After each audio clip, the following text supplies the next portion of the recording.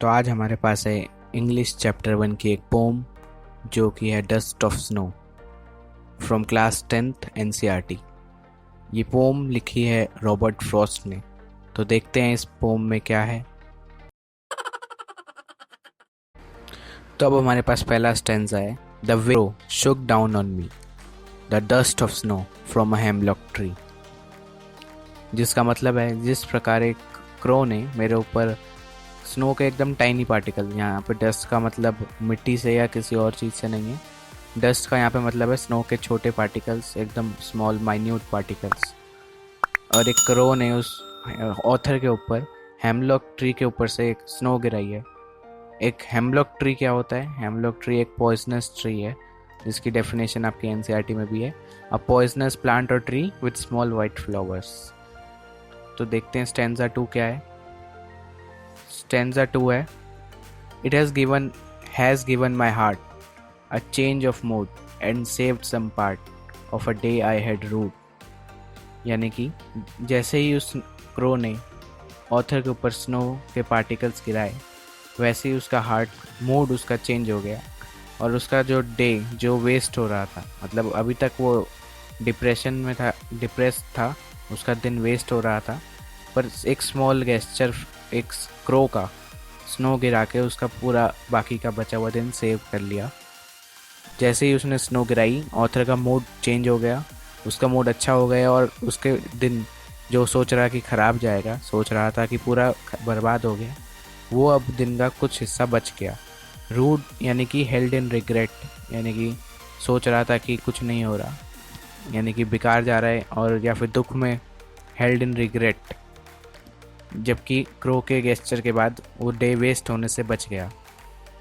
तो हम इस चैप्टर का मेन थीम ये है कि स्मॉल नेचुरल थिंग्स कैसे एक अच्छा पॉजिटिव चेंज ला सकती हैं, और उसी प्रकार यहाँ पे क्रो जो कि एक नेगेटिव, जनरली नेगेटिव एलिमेंट है, उसका यूज़ किया गया है, और हेमलॉक ट्री एक और नेगेटिव एलिमेंट, उसका यूज़ किया गया है। ये इसलिए क्योंकि वो दर्शाना चाहता है ऑथर कि कैसे, या पोएट, कैसे नेगेटिव थिंग्स भी एक पॉजिटिव चेंज ला सकती है। तो ये पोएम छोटी है लेकिन इसके मीनिंग्स बहुत ज़्यादा हैं। अब हमारे पास हैं पोएटिक डिवाइसेस। इस पोएम में क्या क्या हैं देखते हैं। तो सबसे पहले राइम स्कीम देखते हैं पोएम की।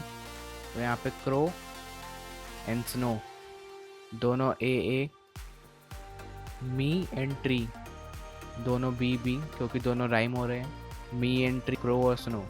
तो पहले स्टैंजा की राइमिंग स्कीम है ए बी, एंड दूसरे में हार्ट पार्ट, दोनों राइम हो रहे हैं, और मूड एंड रूड ये भी राइम हो रहा है, तो सी डी।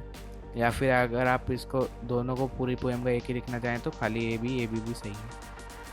इसके अलावा एंजॉयमेंट, क्योंकि यहाँ पे आप देख सकते हैं कोई अगर फर्स्ट लाइन के आखिर में कोई भी हमारा पंक्चुएशन नहीं है, इसलिए एंजॉयमेंट है।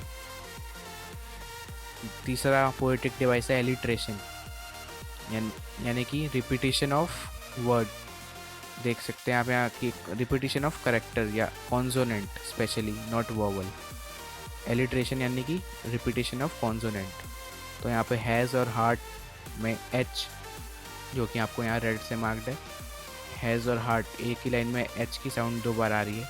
और सेव्ड सम, ये आप देख सकते हैं, ये सेव्ड और सम में एस की साउंड लगातार एक साथ एक ही लाइन में आ रही है, तो यानी कि एक एलिट्रेशन है। और लास्ट है हमारे पास एजोनेंस, जो कि है ओ इन सेकंड लाइन। अब हमारा एलिट्रेशन था रिपीटिशन ऑफ कॉन्सोनेंट्स, एजोनेंस है रिपीटिशन ऑफ वोवल्स। तो शुक यानी कि ओ वोवल है, तो ओ की साउंड यहाँ पे एक ही लाइन में बहुत बार आ रही है, मेन फोकस ओ पे जा रहा है, इसलिए ये एक एजोनेंस है, शुक डाउन ऑन मी। इसी के साथ ये चैप्टर ख़त्म होता है। थैंक यू फॉर वॉचिंग, और प्लीज़ अगर आपको कोई भी डाउट हो तो कमेंट बॉक्स में लिख के पूछ सकते हैं।